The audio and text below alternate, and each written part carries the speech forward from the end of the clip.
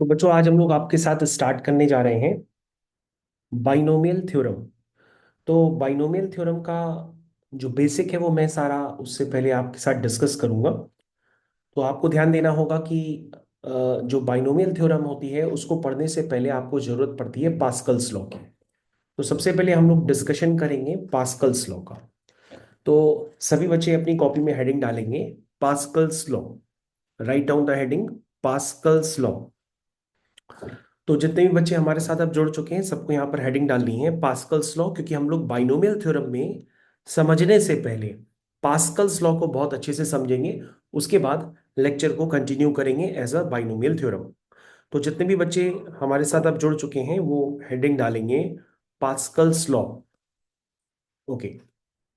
तो Pascal's law क्या होता है उसको समझने के लिए सबसे पहले हम लोग यहाँ पर स्क्रीन को शेयर कर दिया है मैंने।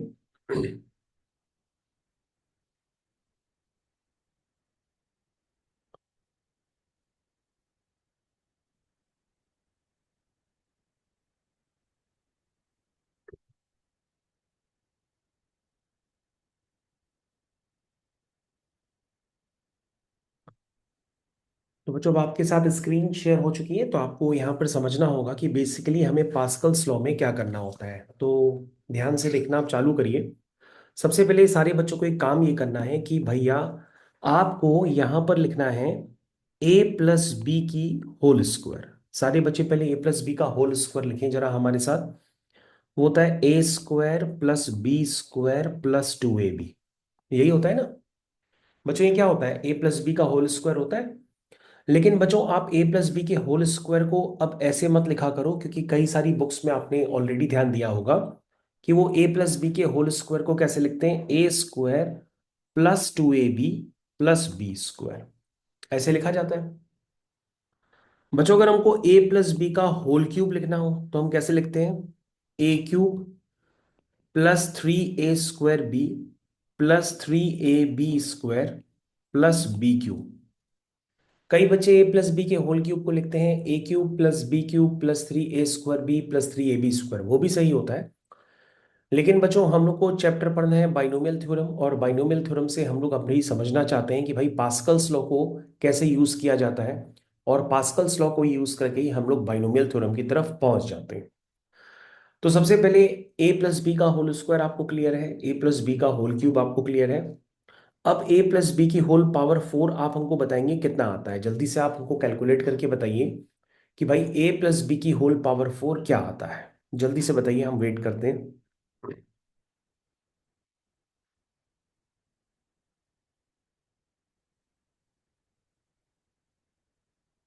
क्या आया बेटा निकल के?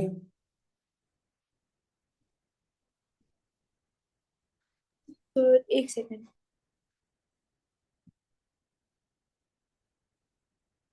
तो बच्चों आपको बताना है ए प्लस बी की होल पावर 4, तो मैं आपको लिख के बताता हूँ। वो आएगा ए क्यूब प्लस, अगर ए प्लस बी की होल पावर 4 है तो हाईएस्ट डिग्री 4 ही होगी, तो पहले आप लिखेंगे ए की पावर 4 प्लस, फिर वो कैलकुलेट होकर के आएगा 4 times A cube B plus 6 times A square B square plus 4 times A B cube plus B की पावर 4। जरा चेक करिए, यही आ रहा है ए प्लस बी की होल पावर 4। Yes sir. बच्चों तो मैंने अभी जो मैंने ए प्लस बी की होल पावर 4 लिखा ना, मैंने ये लिखा तो है लेकिन मैंने इसको पास्कल रूल को यूज करके लिखा है। हम पास्कल रूल को यूज करके ए प्लस बी की होल पावर 5 भी लिख सकते हैं, ए प्लस बी की होल पावर 6 भी लिख सकते हैं। तो बच्चों आपको समझना होगा कि पास्कल ट्रायंगल्स बेसिकली हम लोग बनाते कैसे हैं, ये क्या चीज होती है। तो बच्चों अब आपको यहाँ पर प्रॉपर हेडिंग पुट करनी है, this is Pascal's, Pascal's triangle कैसे हम लोग बनाते हैं। देखिए बच्चों सबसे पहले आपको क्या करना होता है सबसे पहले आप इस तरह से, बेंजीन तो आप ऑलरेडी काफी बार बनाना सीख ही चुके हैं, तो आप बेंजीन रिंग बनाइए जरा। देखिए मैं बेंजीन रिंग बताने जा रहा हूं। सबसे पहले बेंजीन रिंग तो आपने काफी बार ऑलरेडी सीखी भी है, तो बनाइए आप उसको। ये बच्चों मैंने एक छोटी सी बेंजीन बनाई, फिर मैंने कई सारी बेंजीन्स बनाता चला गया। जरा ध्यान से देखिएगा सारे बच्चे। फिर मेरे को और जगह मिली तो मैंने फिर और बेंजीन बना ली। तो बच्चों कहोगे ये स्ट्रक्चर सर, ये कार्बन के जो होते हैं आइसोटोप्स होते हैं, उनके स्ट्रक्चर्स टाइप लग रहे हैं। जैसे कार्बन के आइसोटोप्स होते हैं जिसमें एक कार्बन चार कार्बन से जुड़ा रहता है, तो उसको हम लोग डायमंड कहते हैं। एक कार्बन तीन कार्बन से जुड़ा होता है तो उसको ग्रेफाइट कहते हैं। तो बेसिकली ग्रेफाइट जैसा आपको स्ट्रक्चर बताना है, क्योंकि आपको ये साफ साफ नजर आ रहा होगा कि जैसे अगर यहां पर अगर कार्बन होगा तो ये कार्बन कितने कार्बन से जुड़ा है, ये तीन कार्बन से जुड़ा है। यदि कोई भी कार्बन तीन कार्बन से जुड़ा होता है तो ये स्ट्रक्चर बेसिकली ग्रेफाइट जैसा ही स्ट्रक्चर बनता है। तो आप इसी स्ट्रक्चर को बनाते चले जाइए और यही स्ट्रक्चर आपको हेल्प देगा कि भाई किस तरह से आपको पास्कल्स रूल यूज करना है, और उसको यूज करके आप किसी के भी परफेक्ट स्क्वायर हो, पावर क्यूब हो, पावर फोर है, पावर फाइव हो, आप सब कुछ लिख सकते हैं।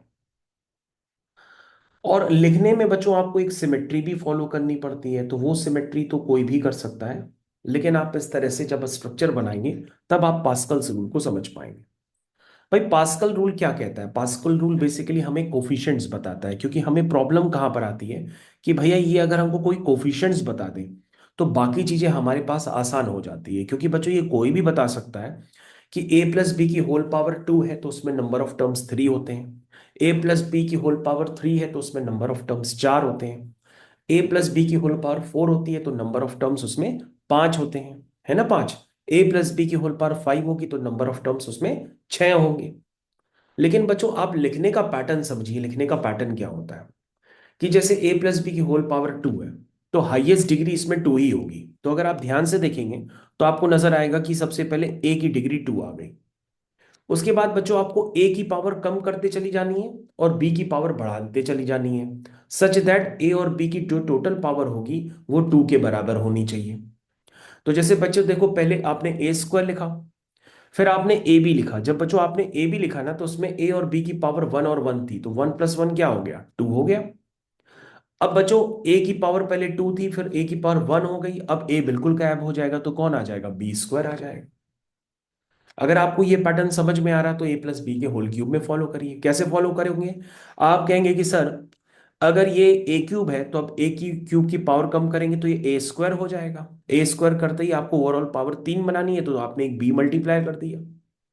फिर बच्चों अगर आप ध्यान से देखिए, फिर आपने ए स्क्वायर से ए कर दिया, फिर बी की पावर बढ़ा दी, फिर आपने ए को गायब कर दिया, बी को फाइनली थ्री कर दिया।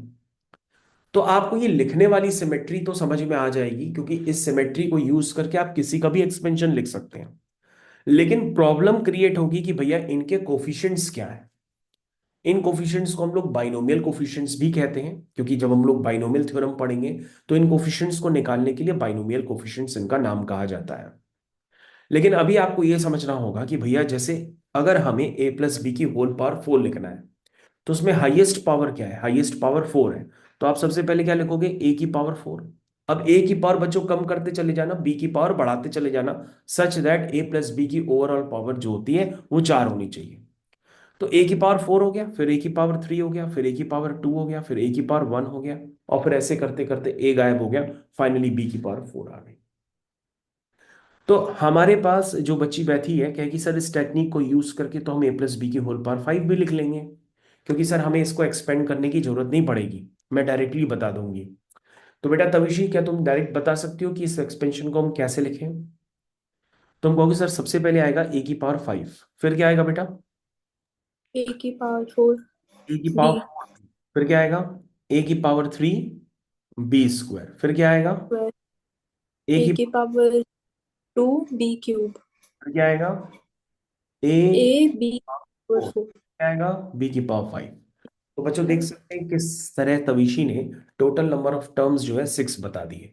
अगर आप ये टोटल नंबर ऑफ छह टर्म्स देखेंगे तो आपको समझ में आएगा कि यार वाकई में ए प्लस बी की होल पावर फाइव को तो हम पहले कैसे सिंप्लीफाई कर रहे थे। हम इसको सिंप्लीफाई करने के लिए ए प्लस बी का होल क्यूब लिखते थे, ए प्लस बी का होल स्क्वायर लिखते थे, उनको आपस में मल्टीप्लाई करते थे, तब सारे टर्म्स ऐसे आते थे। लेकिन अभी प्रॉब्लम क्या क्रिएट हो रही है कि किसी भी टर्म का कोफिशिएंट नहीं डिफाइंड है। तो बच्चों मैं आपको पहले से बता दूं कि जो ए की पावर फाइव है और जो बी की पावर फाइव है, ध्यान से देखिए, जो ए की पावर फाइव है और जो बी की पावर फाइव है, इनके कोफिशिएंट्स तो बच्चों वन वन ही रहेंगे। आपको बाकी कोफिशिएंट समझने की जरूरत है। तो आप बाकी कोफिशिएंट्स कैसे समझेंगे? उसको समझने के लिए आपको पास्कल ट्रायंगल फिर से समझना पड़ेगा। तो पास्कल ट्रायंगल क्या कहता है कि भैया अगर, ध्यान से देखिएगा सारे बच्चे, पास्कल ट्रायंगल क्या कहता है कि भैया अगर a प्लस बी की होल पावर जीरो है, तो किसी की भी पावर जीरो होती है तो उसमें नंबर ऑफ टर्म्स कितने होते हैं? वन होंगे। इसमें नंबर ऑफ टर्म्स कितने हैं? वन ही है, कुछ हुआ ही नहीं। भाई a प्लस बी की होल पावर अगर जीरो होता तो यहां से तो वन ही आएगा। वो पास्कल ने एज इट इज कॉपी कर दिया। लेकिन अगर a प्लस बी की होल पावर स्क्वायर है, a प्लस बी की होल पावर वन है, अच्छा a प्लस बी की होल पावर जीरो तो पावर वन, मैंने कहा a प्लस बी की पावर वन, तो उसमें नंबर ऑफ टर्म्स कितने हैं? दो हैं। इसमें नंबर ऑफ टर्म्स कितने हैं? दो हैं। बच्चों, जो भी नंबर ऑफ टर्म्स होते हैं पावर से एक ज्यादा होते हैं, वो मैं आपको बहुत बार ऑलरेडी सिखा चुका हूं। अब आप ध्यान दीजिए, अगर ए प्लस बी की पावर जीरो है तो नंबर ऑफ टर्म्स उसमें एक होगा, ए प्लस बी की पावर वन है तो उसमें नंबर ऑफ टर्म्स दो होंगे। लेकिन बच्चों आपको ध्यान देना होगा कि हमें लेना देना ए और बी के कोफिशिएंट्स से हैं। तो ए और बी के कोफिशिएंट्स यहाँ पे आपको क्या क्या नजर आ रहे हैं? वन और वन नजर आ रहे हैं। क्या अभी तक क्लियर है आपको? अब ध्यान से देखो बच्चों, अगर हमको ए प्लस बी का होल स्क्वायर लिखना हो तो तुमने क्या बताया कि सर ये होता है A square plus two A B plus B square, ऐसे तो लिखेंगे। तो तुमको क्या समझ में आया कि सर ए स्क्वायर का कोफिशिएंट क्या है? वन है। सर बी स्क्वायर का कोफिशिएंट क्या है? वन है। अब बच्चों जो बीच वाला खाली डब्बा रह गया है, उस बीच वाले खाली डब्बे में आप इस वन और वन को आपस में ऐड कर दो। जैसे ही आप वन और वन को आपस में ऐड कर दोगे तो यहां पर क्या आ जाएगा? टू आ जाएगा। क्या आ जाएगा? टू आ जाएगा। तो बच्चों आपको समझना होगा कि आपको कॉर्नर्स में तो हमेशा वन ही रखने हैं, उसमें कोई प्रॉब्लम नहीं है, लेकिन जो बाकी जगह होगा, बाकी जगह सम आएगा। जैसे यहां पर बच्चों इन दोनों का सम आ जाएगा थ्री, इन दोनों का सम आ जाएगा थ्री, यहाँ पे बच्चों इन दोनों का सम आ जाएगा फोर, इन दोनों का सम यहाँ पे आएगा सिक्स, यहाँ पे इन दोनों का सम आएगा फोर। ये आपको समझने का प्रयास करना पड़ेगा कि पास्कल कहता है कि एंड पॉइंट्स में तो आपको वन वन ही नजर आएंगे, लेकिन बाकी जगह आपको कोफिशिएंट्स फाइंड करने के लिए बाकी दो नंबर्स का क्या करना पड़ेगा? सम करना पड़ेगा। ये बात आप समझ पा रहे हैं? चलिए फिर से देखिए। जैसे मैंने लिख दिया a प्लस बी की होल पावर थ्री, मान लीजिए ये मैंने लिख दिया, तो ये क्या होगा? तो तुम कहोगे सर ये होगा A cube plus three A square B plus three A B square plus B cube. हमने कहा जरा कोफिशिएंट चेक करो, वही है पास्कल्स वाले। तुम कहोगे सर चेक करते हैं। हमने कहा बेटा यहाँ थ्री है, यहाँ थ्री है, और यहाँ पे वन है, और यहाँ पे वन है। तो तुम कहोगे हाँ सर वन वन तो पहले लिख दिए थे, और सर अगर आप ध्यान देंगे तो वन प्लस टू यहाँ पे थ्री आएगा, और यहाँ पे भी टू प्लस वन थ्री ही आएगा। तो दैट मीन्स सर ये पास्कल के अकॉर्डिंग हमने कोफिशिएंट्स तो बता दिए। बच्चों ए प्लस बी की होल पावर फोर भी आप बता दीजिए क्या होंगे उसमें कोफिशिएंट्स। तुम कहोगे सर सबसे पहले एक्सपेंशन लिख देते हैं, वो ए की पावर फोर आएगा, फिर आएगा ए क्यूब बी आएगा, फिर आएगा ए स्क्वायर बी हो जाएगा, फिर सर क्या हो जाएगा? पहले क्या लिखा आपने? ए की पावर फोर, फिर ए की पावर कम करते गए, ए स्क्वायर आया तो ए स्क्वायर के साथ आएगा बी स्क्वायर, फिर क्या आएगा? ए बी क्या? क्यूब, फिर क्या आएगा? बी की क्यूब। Power four. अब जरा कोफिशिएंट्स हमको जल्दी से बताइए। तुम कहोगे सर कोफिशिएंट्स तो आसान है, वन प्लस थ्री आएगा फोर, थ्री प्लस थ्री आएगा सिक्स, और थ्री प्लस वन आएगा फोर। और सर उसको तो हमने पहले से वेरीफाई कर लिया था कि हाँ मल्टीप्लाई करने पे भी यही आता है। तो बेटा यहाँ पे कितना आएगा? फोर। यहाँ पे कितना आएगा? सिक्स। यहाँ पे कितना आएगा? फोर। और नीचे क्या आएगा? वन। तो ओवरऑल मिलाकर के आपको ये समझना आना चाहिए कि भाई पास्कल ट्रायंगल क्या कहता है कि भैया कि आप a प्लस बी की होल पावर फोर छोड़ो, लेकिन आप a प्लस बी की होल पावर फाइव भी लिख सकते हो, लेकिन यूजिंग पास्कल ट्रायंगल्स। तो पास्कल बाइनोमियल थ्योरम से पहले आया था पास्कल्स का लॉ, और ये पास्कल समझाने का प्रयास करते रहा कि भाई किसी भी एक्सपेंशन को लिखना का तरीका जो अगर आपको टफ लग रहा है तो हमारे इस पास्कल ट्रायंगल को फॉलो कर दीजिए। लेकिन पास्कल ट्रायंगल जो है धीरे धीरे करके फेल भी होने लगा, क्योंकि जब पावर्स बहुत ज्यादा बड़ी होने लगी, जैसे ए प्लस बी की होल पावर टेन हो गई, ए प्लस बी की होल पावर फिफ्टी हो गई, तो इनके हिसाब से ट्रायंगल्स बनाने के लिए काफी लोगों को तकलीफ हुई। वो यूज कर रहे थे लेकिन तकलीफ हो रही थी। तो इस पास्कल ट्रायंगल का रिप्लेसमेंट ले लिया था बाइनोमियल थ्योरम ने। भाई पास्कल ट्रायंगल को यूज करके हम नो डाउट हर टर्म का कोफिशिएंट बता ले रहे हैं कि फोर है कि सिक्स है कि फोर है कि वन है। लेकिन अब हमसे मान लो सिर्फ रिक्वायर्ड ही कोफिशिएंट्स पूछा जाए, पूरा एक्सपेंशन ना पूछा जाए, तो हम खाम खाम पूरा ट्रायंगल बना करके क्या करेंगे। तो आपको ये बात समझनी पड़ेगी कि पास्कल ट्रायंगल अप्लाई हुआ, लेकिन एक लिमिटेड दायरे तक ही उसकी सीमा रही, उसके बाद वो धीरे धीरे खत्म हो गया। लेकिन आज भी जब भी बाइनोमियल थ्योरम पढ़ाई जाती है तो पास्कल का नाम जरूर लिया जाता है। तो इसलिए बच्चों अब आपको फिर से ध्यान देना होगा कि यदि, आखिरी बार मैं आपसे डिस्कस कर रहा हूं, कि यदि ए प्लस बी की होल पावर आपको 5 लिखनी हो तो उसके कोफिशिएंट्स आपको बताने पड़ेंगे। उसके कोफिशिएंट्स बताने के लिए आप क्या करेंगे, अभी जो मैंने आपको तरीका बताया उसको फॉलो करेंगे।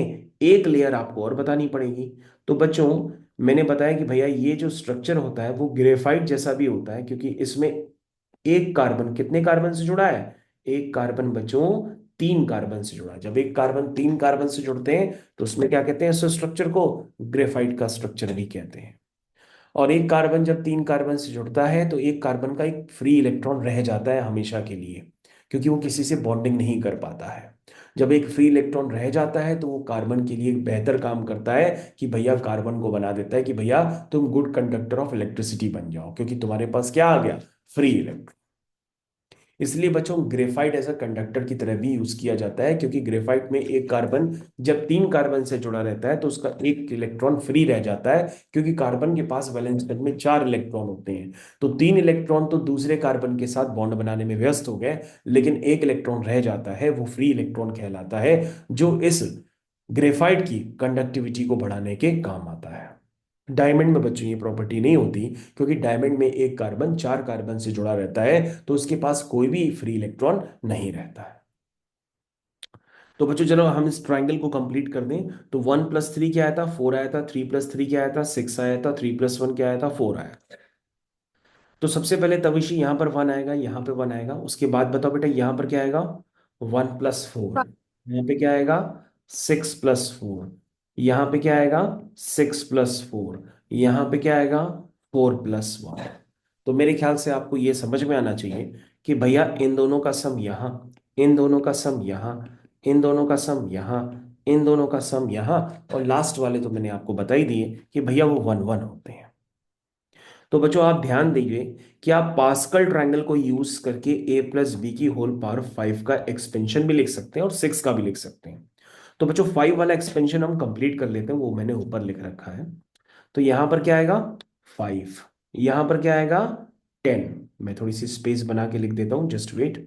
यहां पर आ जाएगा बच्चों 10। फिर क्या आएगा बच्चों, फिर क्या आएगा, 10। ठीक। फिर 10 आएगा, हाँ फिर 10 आएगा। यस। सही बताया। 10 के बाद बच्चों मैंने 10 ही लिखा हुआ है, और 10 के बाद क्या आएगा, 5 आएगा। और 5 के बाद 1 तो हमेशा लिखा ही रहता है। अब बच्चों हम लोग चाहते हैं कि यदि आप पास्कल ट्रायंगल यूज कर चुके हो तो आप हमको ए प्लस बी की होल पावर 6 बताओ। तुम कहोगे सर आपने एक झंझट तो खत्म कर दी, आपने एक्सपेंड करने वाली जो सिमेट्री है वो हम लोग को सिखा रखी है, तो कभी भी हम लोग मल्टीप्लाई तो नहीं करेंगे जिंदगी में, क्योंकि आपने जो तरीका बताया ना उस तरीके को यूज करके हम बार बार इसको ओपन नहीं करेंगे। हम डायरेक्टली लिखेंगे कि भैया दुनिया चाहे इधर की उधर हो जाए, अगर पावर 6 है तो इसमें नंबर ऑफ टर्म्स कितने होंगे, 7 होंगे। तो पहले आएगा ए की पावर 6 आएगा, फिर आएगा ए की पावर 5 बी, फिर आएगा ए की पावर 4 बी स्क्वायर, फिर आएगा ए की पावर 3 बी क्यूब, फिर आएगा ए स्क्वायर बी की पावर 4, फिर क्या आएगा ए बी की पावर 5, फिर क्या आएगा बी की पावर 6। तो बच्चों ये आ गया, जरा आप गिन लीजिए, नंबर ऑफ टर्म्स बच्चों अभी भी 7 है। ठीक है, नहीं गिन पा रहे तो मैं गिनवा देता हूं, 1 2 3 4 5 6 7, पावर 6। तो नंबर ऑफ टर्म्स कितने हो गए, 7 हो गए। बच्चों अगर आप चाहें तो अब आप इस एक्सपेंशन को लिखने के लिए डायरेक्टली बिना ट्रायंगल बनाए ही आप सोच लेंगे कि उसके नीचे क्या आने वाला है ना। लेकिन अभी आप पास्कल ट्रायंगल ही पढ़ रहे हैं, तो मैं इसको कंप्लीट ही कर देता हूं नेक्स्ट लेयर को। जैसे ही बच्चों मैं इस नेक्स्ट लेयर को कंप्लीट करूंगा आपको समझ में आ जाएगा। चलिए भाई, तो सबसे पहले बच्चों यहाँ पर 1 आएगा, यहाँ पे भी 1 आएगा। बताइए गुड़िया यहाँ पर क्या आएगा, 6। गुड़िया अब क्या आएगा, 15। अब क्या आएगा बच्चों, बताइए, 20। 20। क्या आएगा, 20 आएगा ना। पहले 6 आया, 15 आया, अब क्या आएगा, 20। अब क्या आएगा, 15। अब क्या आएगा, 6।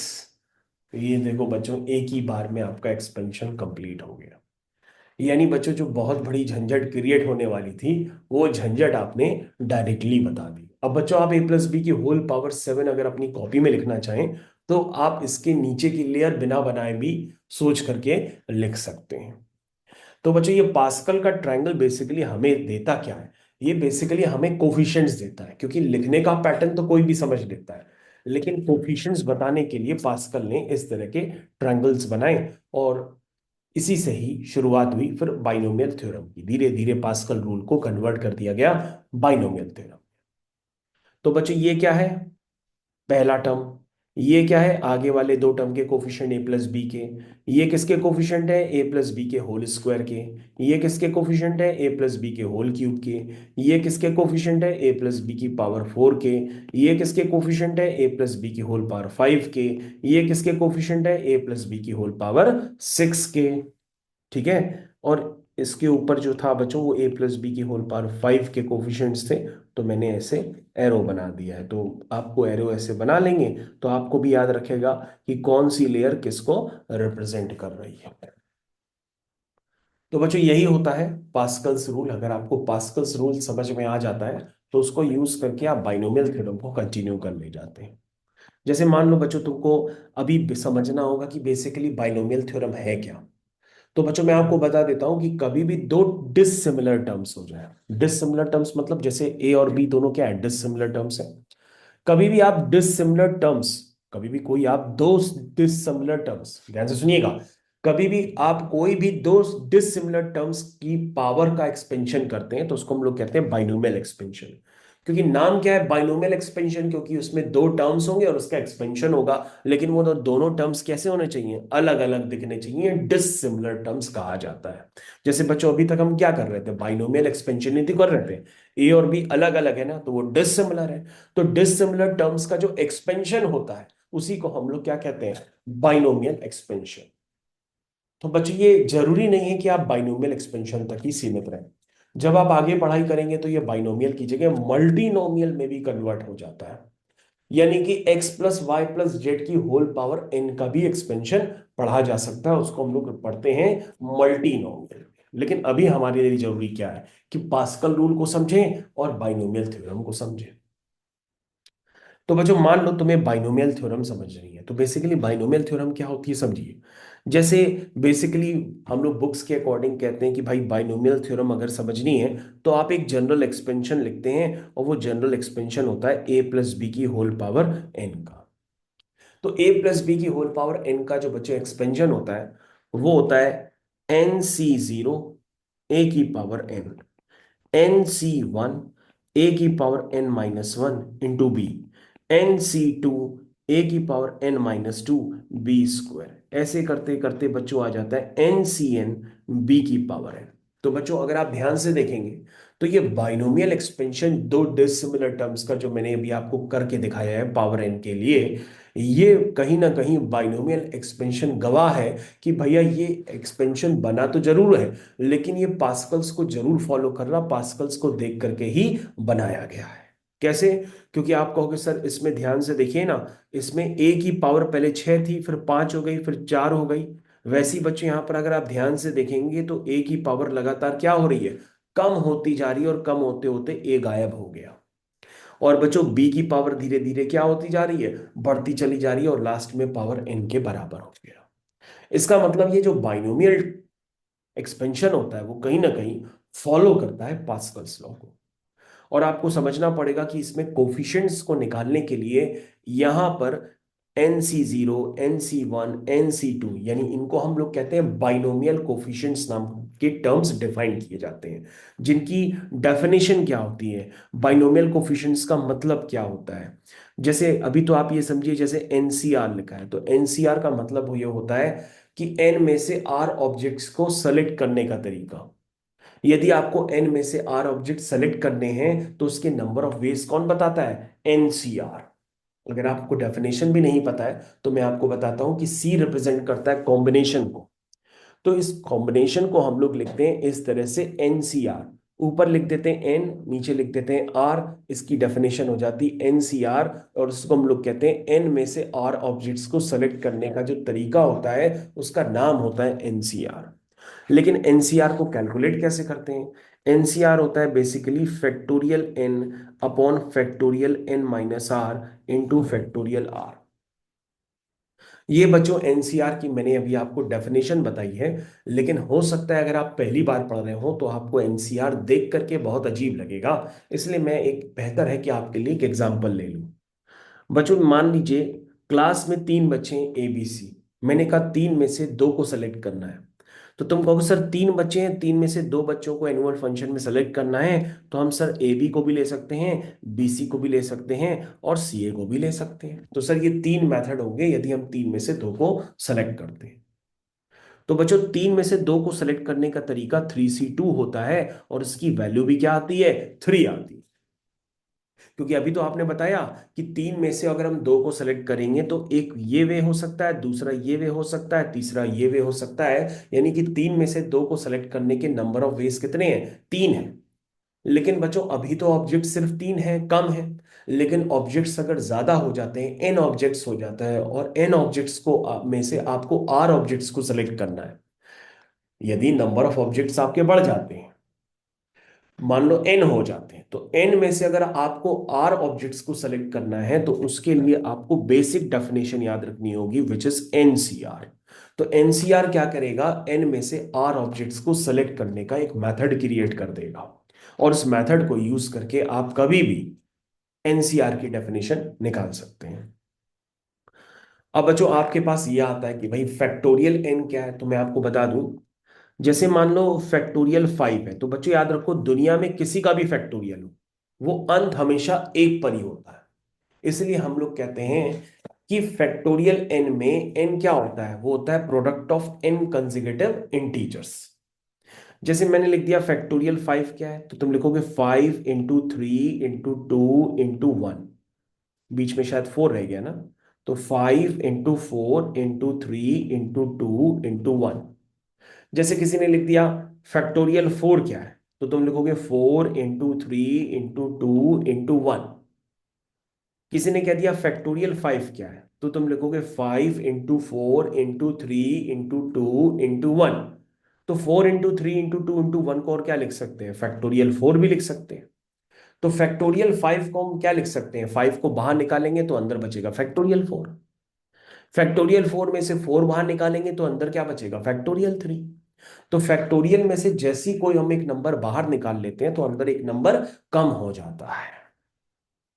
ये भी बात आपको समझनी पड़ेगी, ठीक है ना? जैसे बच्चों फैक्टोरियल 10 क्या होगा? फैक्टोरियल 10 होगा 10 × 9 × 8, ऐसे लिख सकते हो ना, इंटू 7 × 5 इंटू, समझ लो 7 × 6 × 5, और 5 × 4 × 3 × 2 × 1 को क्या लिख सकते हो? फैक्टोरियल 5 भी लिख सकते हो।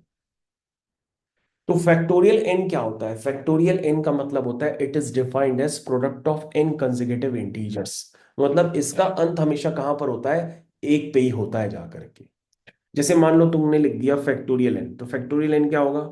एन बाहर निकलेगा, फिर n-1 भी आ जाएगा, फिर n-2 भी आ जाएगा, ऐसे करते करते लास्ट में बच्चों ये कहां पे एंड होगा? 3 2 और 1 पे ही जाकर के एंड होता है। तो किसी का भी फैक्टोरियल हो अंत हमेशा 1 पे ही होता है। जैसे फैक्टोरियल 0 क्या है? 1 है। तो बच्चों ये एनसीआर की डेफिनेशन लिखी है। जैसे आपको मान लो पांच में से दो ऑब्जेक्ट्स को सेलेक्ट करना है। ध्यान से सुनिएगा, अभी में तो आपने क्या काम किया था कि भाई तीन में से दो ऑब्जेक्ट्स को सेलेक्ट किया था, तो आपने तरीका बताया कि भाई तीन होता है। यदि बच्चों आप पांच में से दो ऑब्जेक्ट्स को सेलेक्ट करो तो उसके नंबर ऑफ वेज कितने होंगे? जरा आप सोच के बताओ। और यदि नहीं सोच पा रहे हो तो आप स्क्रीन पे देखो, मैं इसकी डेफिनेशन यूज करता हूं जो मैंने आपको सिखाई। इसकी डेफिनेशन होती है बच्चों factorial N minus r factorial r. तो बच्चों ध्यान से देखो, ऊपर क्या है? फैक्टोरियल 5 है, नीचे क्या है? फैक्टोरियल 3 है, और ये फैक्टोरियल 2। हमने उसका सॉल्व कर लो। तुम कहोगे सॉल्व पूरा पूरा कर दें? आप पूरा पूरा कर लो अगर कुछ नहीं पता तो। फैक्टोरियल 5 भी जानते हो, और फैक्टोरियल 3 भी जानते हो, और फैक्टोरियल 2 तो बच्चों 2 × 1 ही होगा। हमने कहा बेटा अगर तुम इसको सॉल्व करोगे ना, तो सॉल्व करते ही आपके पास ये वैल्यू कितनी निकल के आएगी, 10 आएगी। कितनी आएगी, 10 आएगी। तो अगर आप एक एक करके पांच में से दो ऑब्जेक्ट्स को सेलेक्ट करते हो तो उसके नंबर ऑफ वेज 10 होंगे, लेकिन आपको गिनने में समय लग जाएगा कि इन दोनों को भी ले सकते हैं, इन दोनों को भी ले सकते हैं, इन दोनों को भी ले सकते हैं, इन दोनों को भी ले सकते हैं, इन दोनों को भी ले सकते हैं। तो पांच में से दो ऑब्जेक्ट्स अगर सेलेक्ट करोगे तो उसके नंबर ऑफ वेज कितने होंगे बच्चों, 10 होंगे। कितने होंगे, 10 होंगे। लेकिन अगर आप नहीं गिन पा रहे हो तो आपके पास ये डेफिनेशन है कि भैया एनसीआर नाम की डेफिनेशन होती है। तो उसकी डेफिनेशन होती है factorial N upon factorial N minus r upon factorial r. लेकिन बच्चों इस डेफिनेशन में आपको यह भी याद रखना होगा कि एन की वैल्यू हमेशा आर के बराबर हो सकती है या बड़ी होती है। मतलब आप ऐसे थोड़ा ना करोगे कि दो में से पांच ऑब्जेक्ट को सेलेक्ट करोगे, जब ऑब्जेक्ट ही दो है तो पांच ऑब्जेक्ट को उसमें कैसे सेलेक्ट कर सकते हो। तो हमेशा याद रखो एन की वैल्यू हमेशा आर से बड़ी होती है या बराबर हो सकती है। समझे कि नहीं। और बच्चों एन और आर तो नेचुरल नंबर होते ही हैं, ये तो आपको पता ही है। चलिए ठीक है, क्योंकि ये सब क्या रिप्रेजेंट करते हैं, नंबर ऑफ वेज को। चलिए भाई, तो मेरे ख्याल से बच्चों आपको ये चीज अच्छे से समझ में आ गई होगी। इसी को बच्चों कहते हैं पास्कल्स ट्रायंगल। अब बच्चों पास्कल ट्रायंगल समझने के बाद अभी हमको फिर से लिखना है x प्लस ए की होल